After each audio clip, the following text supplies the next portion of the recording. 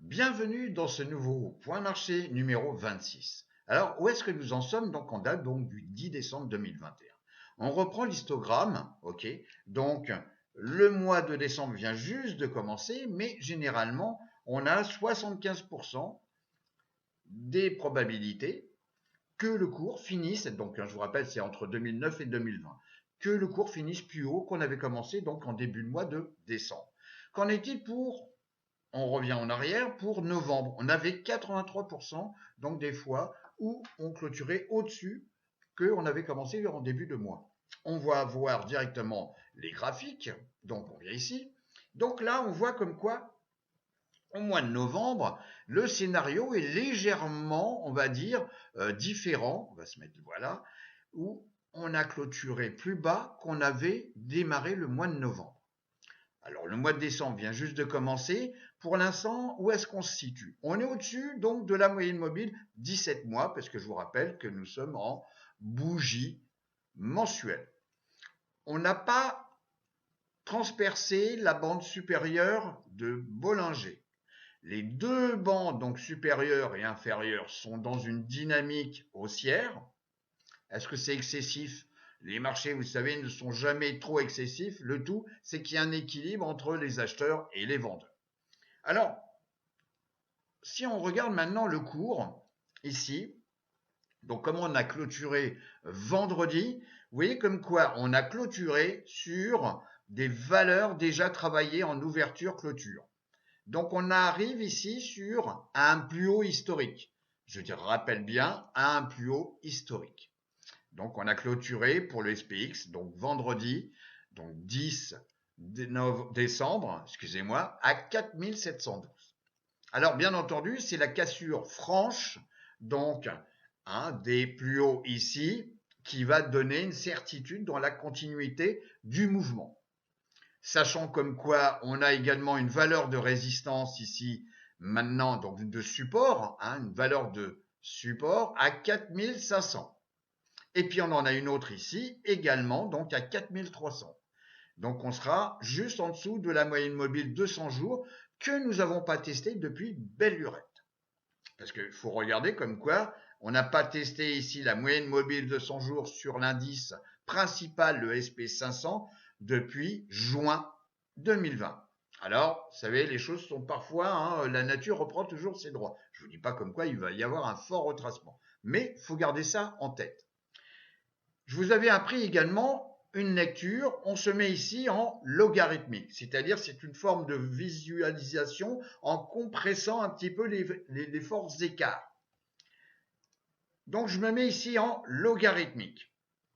Si maintenant je me mets ici dans une configuration bougie mensuelle, vous voyez comme quoi depuis 2009, donc en logarithmique, je suis bien dans un canal haussier. Ici, vous avez donc la moyenne mobile 50 mois, c'est énorme, et ici la 200 mois, qui sont toutes les deux haussières. Et on joue avec la bande supérieure, enfin du canal haussier. On avait vu également, donc je reviens sur la présentation,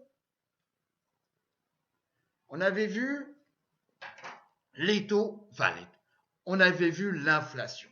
L'inflation va devenir, je pense, un élément à suivre impérativement pour certains d'entre vous. Vous avez pu voir comme quoi le cours du pétrole, enfin du diesel ou de l'essence en France, pour ceux qui sont en France, a augmenté. Vous avez également d'autres matériaux comme le bois qui a augmenté, le fret maritime, les semi-conducteurs, le cuivre, plein de matériaux de base ou de produits finis comme les composants électroniques ont augmenté. Même le carton a augmenté, ce qui est un problème pour les fabricants de téléviseurs, etc. Parce que vous avez une augmentation de 50% sur un carton, vous allez dire, ouais, c'est rien 50%, mais multiplié par beaucoup de cartons, ça fait quand même beaucoup d'argent. Donc, il y a un problème d'inflation. Et ce problème d'inflation, on va le voir également, c'est un impact sur les taux d'intérêt. Les taux d'intérêt étant, si vous voulez, une compensation du coût donc de l'inflation. Et là, si on va donc sur le taux donc sur 10 ans, vous voyez, c'est TNX. On est en bougie mensuelle, j'en ai déjà parlé. On est depuis un temps certain, je vais mettre en mode automatique, vous voyez, je vous donne toutes les ficelles pour l'utilisation de TradingView. Et donc, on est dans un canal baissier depuis 97, 86. Regardez, 86. On est dans un canal baissier. Donc là, je vous rappelle que ce sont des pourcentages. Hein, c'est des pourcentages sur 10 ans. Et bah, pour l'instant, vous voyez, on avait tendance à venir titiller, comme on l'a fait ici, hein, donc en 2018, à venir titiller la bande supérieure du canal baissier. Pour l'instant, on ne l'a pas touché. On est sous la moyenne mobile ici, 50 mois, ce qui est énorme, hein, et ici, la 200 mois en rouge. Alors, c'est vraiment à suivre ce problème de taux d'intérêt. Si on regarde également un autre paramètre, c'est ce que je viens de vous dire, c'est le pétrole. Donc à travers USO, qui est un ETF sur le crude, donc le pétrole américain, un ETF. Et on voit ici comme quoi, depuis, eh ben, c'est très simple, le point bas qu'on a eu ici, donc en mars donc 2020, on est sur une phase ascendante. D'ailleurs, je vous avais parlé très souvent de USO en termes d'investissement, en termes d'achat sur les pétrolières, etc. Que ce soit le raffinage, l'exploration, le transport, comme le shipping, enfin le marine shipping, etc. Donc, vous voyez comme quoi on est sur une tendance qui est maintenant haussière. Ici, vous avez la moyenne mobile, ici 50 jours qui avait croisé à la hausse la 200, et la 200 maintenant, elle est en position haussière. Et on est venu ici tester, courant donc début décembre, la moyenne mobile 200 jours qu'on n'avait pas testé depuis un certain temps. Ici, on s'en était approché, mais on n'avait pas clôturé dessus. Donc, c'est quand même quelque chose à suivre. En plus, nous sommes dans des périodes froides.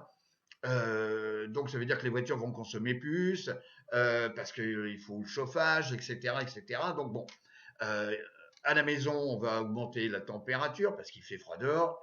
Donc le pétrole, on en a besoin actuellement, surtout sur toute la partie hémisphère, donc incluant bien sûr les États-Unis, hémisphère nord. Si maintenant on regarde le VIX, vous voyez, on est toujours dans un canal horizontal, dans un rectangle, toujours situé entre, j'arrondis, 29 et ici 15. Même si, donc, début décembre, il y a eu une augmentation de la volatilité et on a dépassé donc ce niveau donc des 29 et on est venu ici tester des niveaux qu'on n'avait pas vus depuis, on va dire, donc janvier 2021. Bon. Alors, l'utilisation donc de cette volatilité peut intéresser ceux qui font du trading sur les options.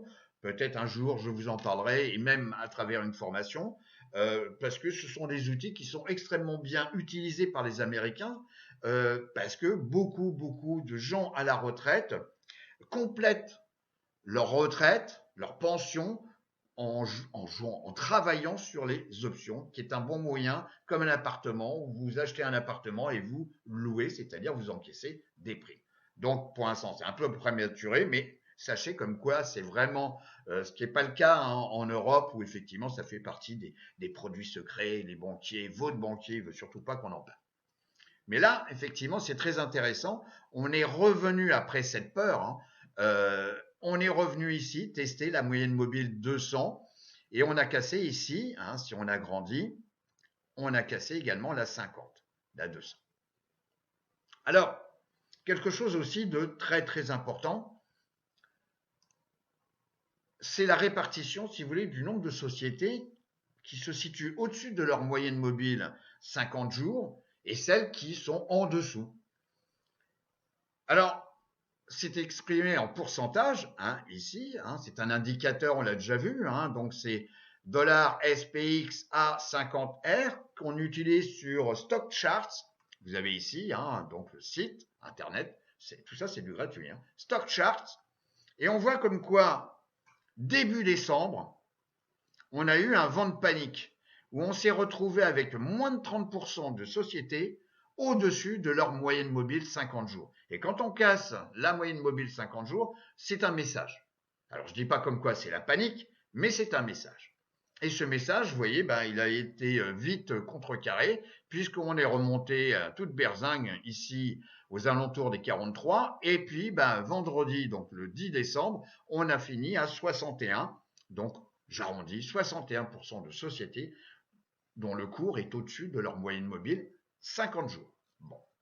Et en plus, si on regarde les deux indicateurs que vous avez déjà appris, donc ici le RSI, on est au-dessus de la zone de neutralité, donc la zone des 50, avec une tendance qui pourrait, donc bien entendu je n'ai pas la boule de cristal, mais avec une tendance qui pourrait aller vers le nord, c'est-à-dire vers la direction des 70, qui est une zone de surachat, je vous rappelle. Et puis le MACD qui vient de croiser à la hausse, donc sa ligne de signal, donc ici en rouge, mais on est encore un peu négatif puisque la zone 0 se situe, vous voyez, là, se situe là. Alors, je viens de parler des options, je viens de parler donc ce que font beaucoup de retraités aux États-Unis. Eh ben, on va aller un petit peu plus loin parce que c'est un indicateur que vous allez apprendre aussi, parce que ça ressent bien les émotions. Les options sont des produits également qui vous permettent d'acheter à moindre frais, puisqu'on peut, au lieu d'acheter un stock, on peut acheter des contrats d'achat futurs. Mais on peut également acheter donc ce qu'on appelle des garanties. C'est-à-dire, on peut, vous voyez, vous avez appris le stop, etc. Mais le stop, en cas de forte volatilité, n'est pas forcément respecté. Par exemple, je veux vendre à 2 $. Eh bien, si vous avez le cours qui passe de 4 à 1, soyez certain, ce qu'on appelle avec un gap baissier, votre ordre va être exécuté, mais à 1 $, mais pas à 2. Donc, vous allez avoir 1 $ dans la vue, alors que vous aviez bien placé par sécurité, donc, votre ordre stop. Par contre, un ordre stop garanti, ce sont ce qu'on appelle les options à travers l'achat de put. Donc, tous les hedge funds, tous ceux qui gèrent des gros portefeuilles vont acheter des puts pour garantir la valeur du stop. Et il y a toujours quelque chose, puisque là on revient sur la psychologie des marchés, c'est le ratio entre ceux qui achètent des puts et ceux qui achètent des calls. On achète un call quand on envisage comme quoi le marché va continuer à monter, parce que je vais acheter, au lieu d'acheter directement donc le stock, j'achète un call qui est adossé sur le stock, et puis je l'achète moins cher, et puis je laisse courir le temps, et si le stock continue à aller vers le nord, eh ben mon call va aller également vers le nord, mais je l'ai acheté moins cher. Après, je peux ce qu'on appelle aussi assigner, c'est-à-dire faire exécuter mon ordre d'achat pour encaisser les stocks dans mon portefeuille. Alors, cette notion, je vous l'apprends à travers ce numéro, ce suivi. C'est important parce qu'on voit la psychologie. Et ce ratio, donc ici, vous l'avez sur Y-Chart, vous voyez, un indicateur, ça s'appelle le CBOE, donc Equity Pool Call Ratio, ok, donc mesure la différence, la division du nombre de gens qui ont acheté des puts, protection, et ceux qui ont acheté des calls, donc envisager que le cours va vers le nord. Et bien, vous voyez comme quoi là, on voit bien qu'il y a une peur. Donc, début décembre, on est monté à 0,75%. Enfin, un ratio de 0,75%, ça veut dire qu'il y a beaucoup de gens qui ont acheté donc des puts pour faire quoi? Se protéger. Car un ordre stop chez votre broker n'est pas garanti. L'ordre va être exécuté, mais pas forcément au niveau que vous avez défini. Un achat de put, oui.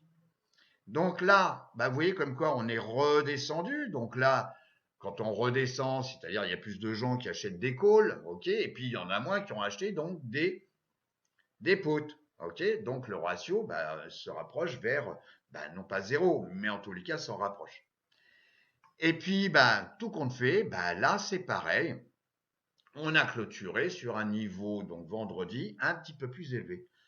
Est-ce qu'il faut avoir peur? Non, c'est pas la peur que je souhaite vous apprendre, c'est simplement de faire attention. Donc là, pour l'instant, on va dire comme quoi on est au-dessus du ratio donc de 0,50.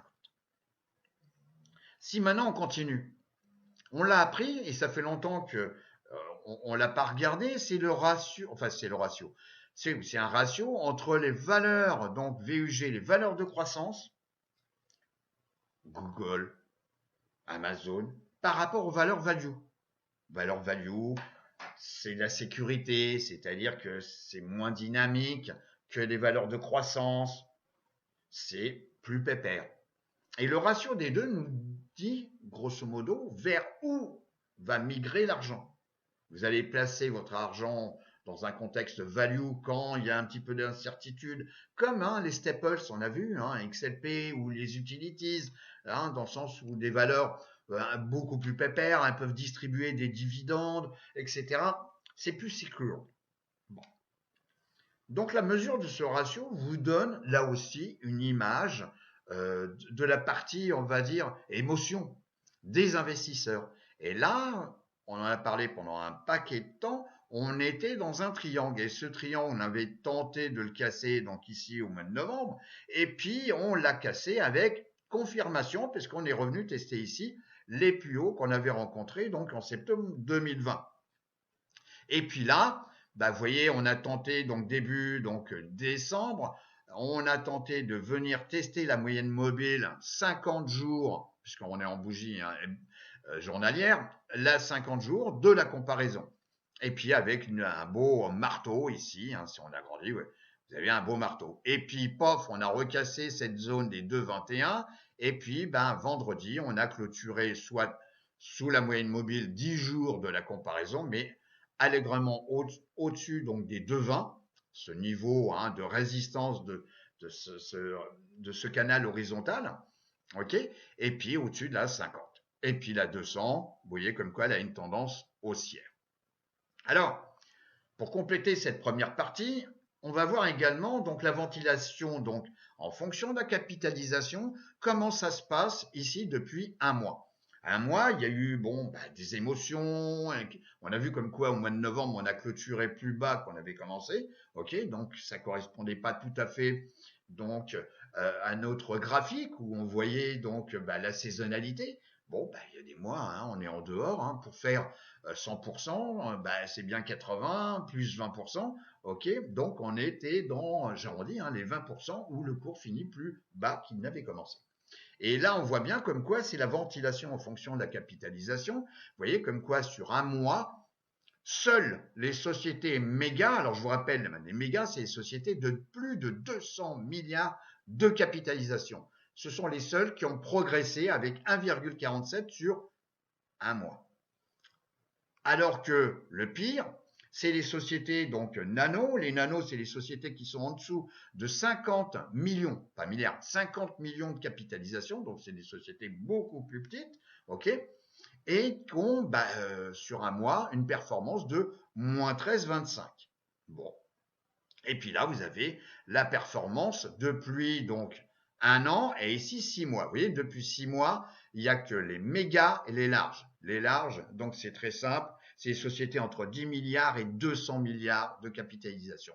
Et là, c'est un message aussi très fort. Vous voyez comme quoi il n'y a pas de hasard, c'est les marchés qui dirigent quand même c'est ce qui se passe au niveau des cours. Vous voyez, on en a que 2 sur un an, sur 6 mois, qui sous-performent. Donc, les larges et les mégas. Tous les autres sous-performent. Alors, ça aussi, c'est un message qu'il faut apprendre. C'est-à-dire, ceux qui avaient investi sur le pétrole, donc en mars 2020, croyez-moi quoi, aujourd'hui, ils ont beaucoup, beaucoup, beaucoup plus d'argent. Ok. Et là, c'est aussi un message qu'il faut apprendre. C'est-à-dire, il faut peut-être aller scruter ce qui se passe ici sur 6 mois, parce qu'il y a peut-être des possibilités où une société a perdu sur 6 mois. On vient tester des niveaux donc de support, qu'elles soient statiques, donc ça c'est les cours, ou dynamiques, ce sont les moyennes mobiles. Et puis analyser s'il risque d'y avoir un rebond et d'acheter à un prix intéressant plus bas. Et ça peut être le cas de certaines sociétés, comme basées sur la technologie, comme basées, je ne sais pas, sur le pétrole, comme basées sur les choses qu'on aura besoin, donc les produits récurrents, les staples, ce que j'appelle les couches culottes. Les couches culottes, si on a une population qui ne bouge pas en termes de quantité, on aura besoin autant de couches culottes aujourd'hui que demain. Et ça, c'est du récurrent. Donc, bien analyser. Alors, je vous rappelle, puisque vous avez suivi pour certains la formation donc niveau 2, comment on fait? Je vous rappelle ici, je vous rappelle, on est sur Finviz et on vient cliquer donc sur le secteur. Donc, par exemple, on va aller sur méga. Je clique. Donc, toutes les sociétés au-dessus de 200 milliards de capitalisation, c'est pas rien. Hein. OK? Et là, vous en avez 50. Croyez-moi qu'en Europe, il y en a beaucoup moins. Hein. C'est pour ça que je vous conseille de trader uniquement sur les marchés américains. Et là, vous avez toutes les sociétés, donc Apple, donc ça c'est AbbVie, bien connu, dans la santé, etc., etc. Vous voyez, dans le BAC, Bank of America, Baba, Alibaba, Avgo, ça c'est tout ce qui est semi-conducteur, bon, etc., etc. Et donc là, vous avez les performances, donc depuis le début d'année, sur une année, donc là, ça peut être ça s'approche, hein, puisque effectivement, on va bientôt arriver donc en fin de décembre. Et donc ici, sur 6 mois, 3 mois, 1 mois, une semaine. Et puis là, vous avez la variation dans la journée, le volume moyen, le volume. Alors, relatif volume, c'est le volume d'aujourd'hui par rapport au volume moyen. Quand il y a un intérêt très important, on va avoir un volume relatif qui a tendance à augmenter puisque on va dépasser la moyenne, le volume moyen. Donc il y a un intérêt. Donc comparer un volume, une mesure, un instant T, qui est en daily par exemple, par rapport à une valeur moyenne, vous donne l'intérêt acheteuse par exemple du jour. Par contre, si on est en dessous de la valeur moyenne, ok, ça peut dire aussi qu'il n'y a pas beaucoup de vendeurs, puisqu'il y a moins de transition. Donc, etc., etc. Donc, vous voyez, on revient ici en arrière. On a donc les sociétés, donc les nanos. Vous voyez, donc les nanos, je clique dessus. C'est encore un exemple. Hein. Je clique dessus et là, vous en avez 415. Donc, il faut voir, hein, je vous rappelle les volumes moyens. Ok, il ne faut pas aller dans les sociétés où il y a très peu de volume. Parce que là, c'est à la limite, c'est vous qui va faire décaler le prix. Imaginez, vous avez deux actions échangées, donc deux shares échangées par jour. Vous en achetez une, vous participez à hauteur de 50% du volume. Donc, il faut jamais aller là-dessus. Donc voilà, vous en avez un 415 et puis là, vous avez la performance, hein, etc., etc., sur un mois, 3 mois, 6 mois, etc. Donc c'est un bon moyen pour screener. Les 4 indices, alors sur 6 mois, vous voyez comme quoi le premier, c'est le QQ avec 17%, j'arrondis. Ok, le deuxième, on s'approche donc, c'est le SP500, pratiquement 12%. Le troisième, c'est le Dow Jones, donc avec plus de 5%. Et le petit dernier, qui nous avait donné des espoirs il y a quelque temps, et là, on en a un petit peu moins d'espoir, puisqu'on est à moins 4, donc sur 6 mois. Si maintenant je regarde sur, ici je clique à droite et puis pof, 3%, 3 mois. Donc ici, on retrouve le même, alors le plus étonnant c'est que c'est sur 3 mois, c'est le SP500 qui est devant le QQ. Vous voyez donc, ici on a 6% pratiquement pour le SP500, on a 5,80, j'arrondis, donc en deuxième position le QQ, le Nasdaq 100. Le troisième, le Dow Jones, et puis le dernier, toujours, donc avec moins 0,50 sur 3 mois. Alors si on regarde maintenant, donc sur clic droit, et je choisis un mois, vous voyez comme quoi sur un mois, on en a deux positifs et deux. Alors le troisième, c'est le SP, le Dow Jones, il est à 0. Aucune variation sur un mois. Et puis, le Russell 2000, il a bien, vous voyez, on est passé pratiquement à en dessous de 10% et on est remonté ici à moins 7,50. Bon.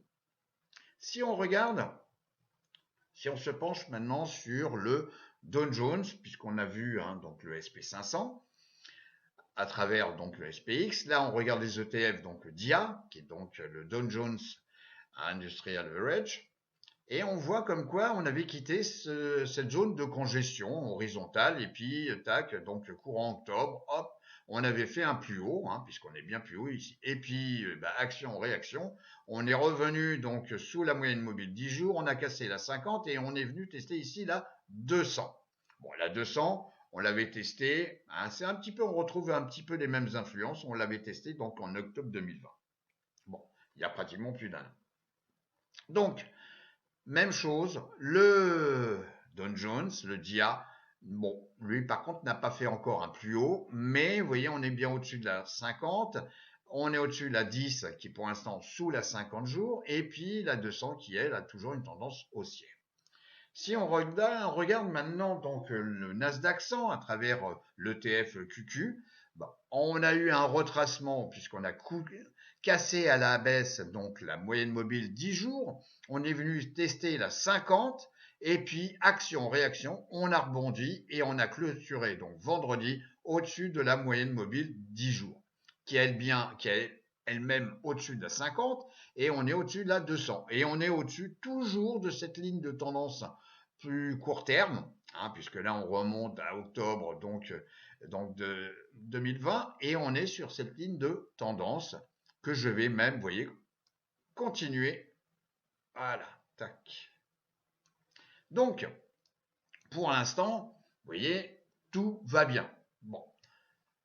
Le IWM qui nous avait donné un espoir donc courant du mois novembre en cassant donc ce rectangle de congestion, eh ben il a fait un plus haut lui aussi, mais on a recassé la moyenne mobile 10 jours, on a réintégré donc le canal horizontal, ok, ce rectangle de congestion, on a cassé ici la 50, on a cassé la 200 et on est revenu tester pas tout à fait mais pratiquement le bas donc du rectangle. Et puis sursaut de réaction, on a tenté donc de casser la 200 jours, qui elle est un petit peu flat, hein, donc pour l'instant on peut pas dire comme quoi elle soit baissière, elle est un peu flat, et on est revenu donc tester ici la 10 jours. Alors ce graphique est relativement intéressant, je dirais à suivre, parce qu'on a parlé de l'inflation, l'incidence sur les taux d'intérêt. IWM représente 2000 sociétés purement américaines, qui est le tissu industriel des États-Unis. La bonne question qu'il faut se poser, c'est est-ce que ça mérite encore une attention particulière, ces sociétés moyennes et small du Russell 2000? Pour l'instant, je mets un point d'interrogation par rapport à ce qu'il est en train de se faire d'un point de vue économique, je dirais mondial. Voilà, on a favorisé, on l'a vu hein, à travers VUG, à travers le Ninefong, comme quoi ce sont, à travers le tableau, ce sont comme quoi les big, les large caps qui ont profité quand même de la hausse au détriment des nanos, tout ça on l'a vu. Donc, il faut faire attention. Si maintenant on regarde sur les secteurs, on est sur 6 mois. Donc les secteurs, c'est une comparaison des secteurs entre eux hein, sur 6 mois. Vous voyez comme quoi il n'y en a qu'un seul qui est négatif, c'est les services de télécommunication avec moins 3,45. Tous les autres sont positifs. Avec quand même le premier, la technologie, avec plus de 24% sur 6 mois, suivi de près par tout ce qui est biens et services donc de consommation discretionary, donc avec une progression de plus de 19%. Et puis ici, on a la santé avec 8, ici on a tout ce qui est real estate, donc avec plus de 8,5%. Bon. Si maintenant on regarde ici sur 3 mois, parce que je regarde toujours sur 3 mois, vous voyez, on a à peu près le même ratio, et on n'en a qu'un seul, c'est les services de télécommunication, donc négatif, avec plus de 8,80%, moins 8,80%, donc de baisse sur 3 mois. Celui qui s'en sort le mieux sur 3 mois, hein, je rappelle bien c'est sur 3 mois par rapport à la comparaison sur 6 mois, c'est l'énergie. Oui, on arrive à un phénomène de saisonnalité, l'énergie est souvent favorisée en fin d'année. On le voit bien à travers le prix du gasoil ou de l'essence en France et ailleurs. Et puis, on retrouve la technologie, voilà, etc., le real estate. Alors, on va revenir ici quand même très intéressant sur 6 mois. Et on va comparer maintenant, en cliquant ici, par rapport au SP500. C'est-à-dire que les secteurs ont-ils mieux performé que si j'avais acheté donc SPY, qui est l'ETF adossé sur le SP500. Eh bien, il n'y a que deux secteurs où j'aurais performé par rapport à l'indice, c'est XLY, donc discretionary, et puis ici la technologie, comme les semi-conducteurs par exemple, comme certaines sociétés qui font du software ou d'équipements pour les semi-conducteurs, etc. Bon, alors que tous les autres sont négatifs. Les sous-secteurs, ce qu'on appelle les industries, sur 6 mois. Vous voyez, j'ai cliqué ici, je suis bien sur Finviz, je suis dans Groups, voilà, Groups, vous avez appris tout ça, et puis, donc, j'ai sélectionné, donc, par ordre décroissant sur 6 mois. Et on voit comme quoi c'est Consumer Electronics, comme Apple par exemple, on a tout ce qui est charbon, on a tout ce qui est retail sur l'amélioration de l'habitat, et puis de l'habitable, de la maison. Et ici, donc, fabricant de voitures. Quatrième, vous voyez, qui a performé ici sur 28%, plus de 28% sur 6 mois, plus de 42% sur 1 an, et sur 3 mois, plus de 24%. Je reclique dessus. Et là, on a, vous voyez, des sociétés. Je viens ici poser ma souris.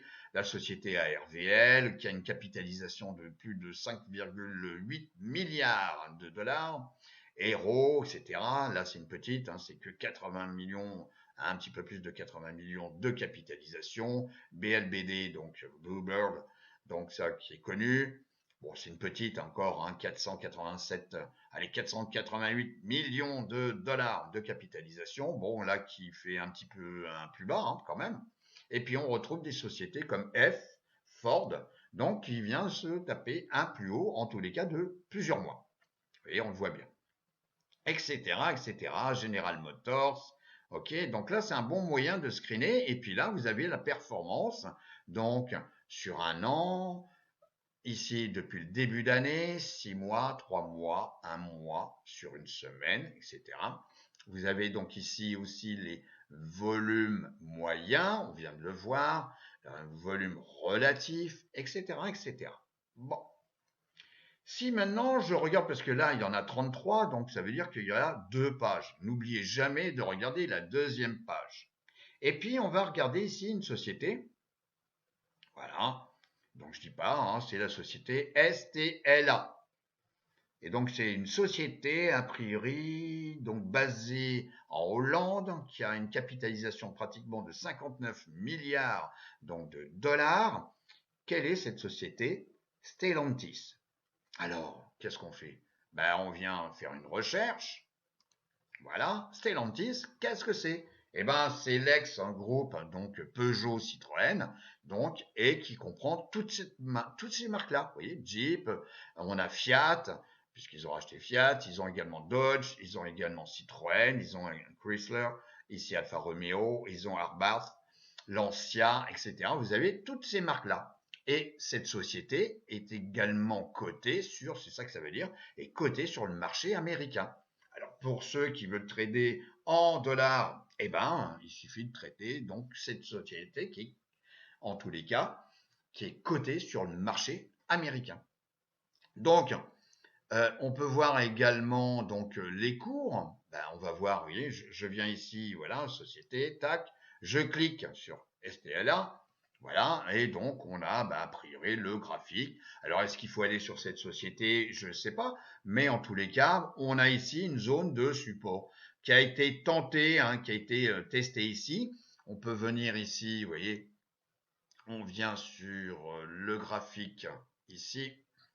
Donc c'est la société, voilà, Stellantis, voilà, Stellantis. Donc là, on sera obligé de couper. Donc la société STLA, ST, on coupe. Et voilà, la cotation, voilà. Donc vous voyez, on est revenu tester ici donc une zone de support aux alentours des 16,93. Bon, est-ce que ça va tenir? Je sais pas, il faudrait voir au moins un minimum d'indicateurs. Bon, pour l'instant, j'irai pas parce qu'on a fait un plus bas, on a cassé ce niveau-là, on a cassé ce niveau plus là, et là, on a comblé un gap. On l'a pas tout à fait comblé, mais si, on l'a comblé. On a comblé le gap haussier que nous avions ici. Donc, pour l'instant, on peut suivre. Vous avez également une société, je reviens sur la liste. Vous voyez, donc là, on est dans les industries qui surperforment, donc, depuis 6 mois. Et vous avez également une société, donc on va voir la liste, ça c'est le, voilà, donc on regarde NIO, vous voyez, il y a aussi des sociétés donc avec des voitures électriques, hein, comme Lucid, j'en ai déjà parlé. Donc là, c'est assez intéressant parce qu'il y a des sociétés qui, en tous les cas, vous voyez, on peut voir que Ford superforme par rapport à LCID, qui est le concurrent plus haut de gamme de Tesla. Et si on veut regarder Tesla, on vient ici, donc dans la page 2, n'oubliez jamais de visualiser la page 2. Donc vous voyez, pour l'instant, on est en train de tester des zones de support avec Tesla. Bon. Et puis, vous avez une société ici, Race, donc, qui fait, vous voyez, une progression sur 6 mois, donc de 27%. Bon. Et puis, bah, qui est a priori dans un canal de congestion. Alors, on va voir ce que ça donne. Donc, Race, je viens ici sur le grand graphique. Voilà, Race, donc qui est Ferrari, tout simplement. Et vous voyez que on a utilisé la moyenne mobile donc de 200 jours comme zone donc de support. On a cassé la 50 et puis là, on est monté comme dans une fusée. Et là, on est dans une zone de congestion. Bon, située entre, bah, on va dire 275 et ici, on va dire aux alentours des 253.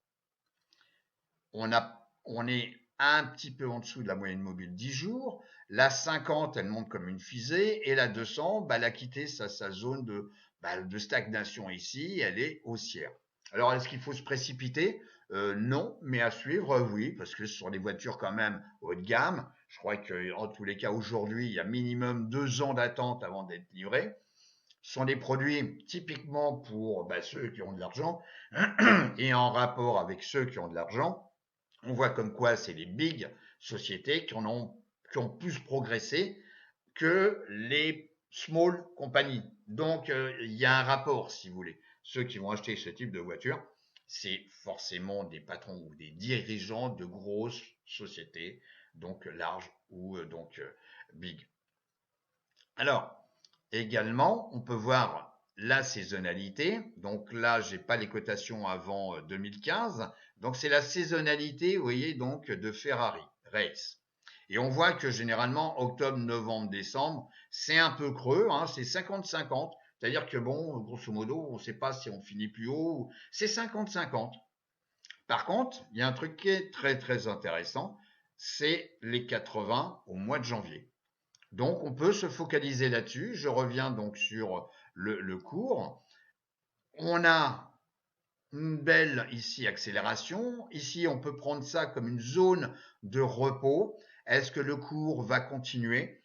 Ben, en tous les cas, si je regarde ici en mensuel, de toute manière, on voit bien comme quoi la tendance, elle est quand même relativement claire.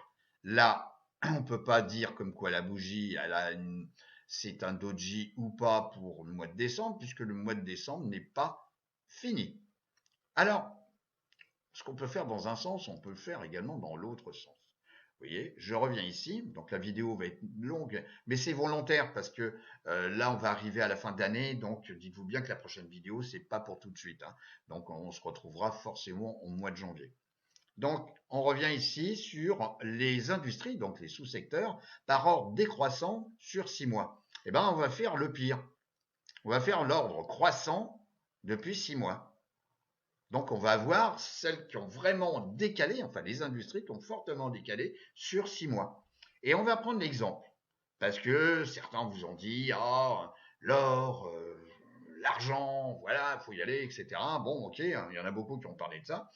Et puis, ben, regardez, vous avez le silver. Le silver, c'est le sous-secteur, c'est le troisième sous-secteur le plus mauvais. C'est ça que ça veut dire. Hein.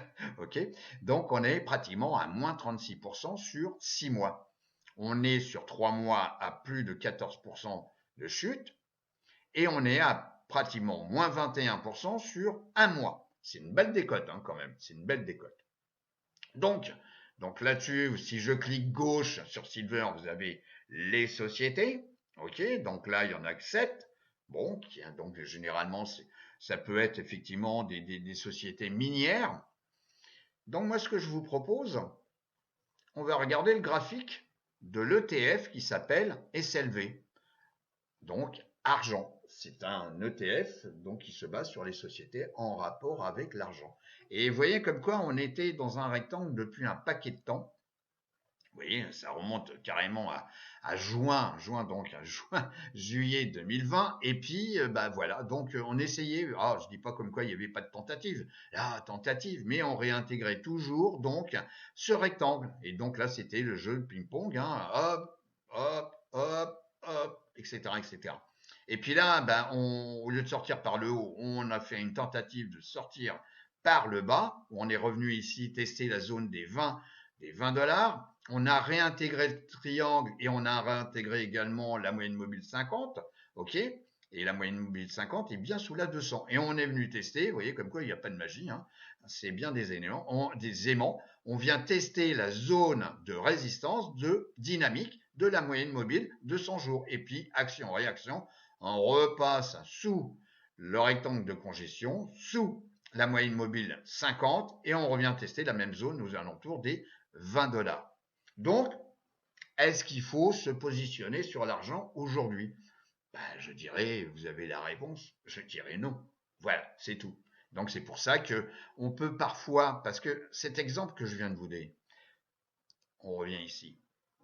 Parfois, on peut trouver des pépites, c'est-à-dire que vous avez le contexte marché, c'est-à-dire par exemple une société qui fabrique des parapluies, voilà, c'est un exemple, et on arrive en plein hiver. Bon, effectivement, en termes de probabilité, c'est bien l'époque où on va vendre le plus de parapluies. Donc, on peut utiliser parfois des sous-secteurs, hein, des industries qui ont bien décoté, comme le jeu d'argent. Vous voyez, gambling. On clique dessus, gambling. Parce qu'on peut avoir là-dedans des sociétés, donc si on clique dessus, voilà. Donc, hop, vous voyez, donc là c'est en ordre décroissant. On peut avoir des sociétés qui sont pris des valdingues donc sur 6 mois, ou certaines qui ont pris une augmentation. Mais pourquoi je parle des jeux d'argent? Parce que généralement, en fin d'année, les jeux d'argent sont parfois utilisés parce qu'il y a les petits cadeaux de Noël, on donne un peu d'argent, etc., etc. Donc il y a une adéquation. Je ne dis pas comme quoi il faut investir, mais il y a une relation et il faut utiliser ça. C'est-à-dire, c'est de la logique. C'est tout simplement. Je vais donc vous souhaiter une excellente fin d'année, de très bonnes fêtes de fin d'année. Comme on dit, trade safe. Et je vous dis à très très bientôt. Portez-vous bien. Au revoir les amis.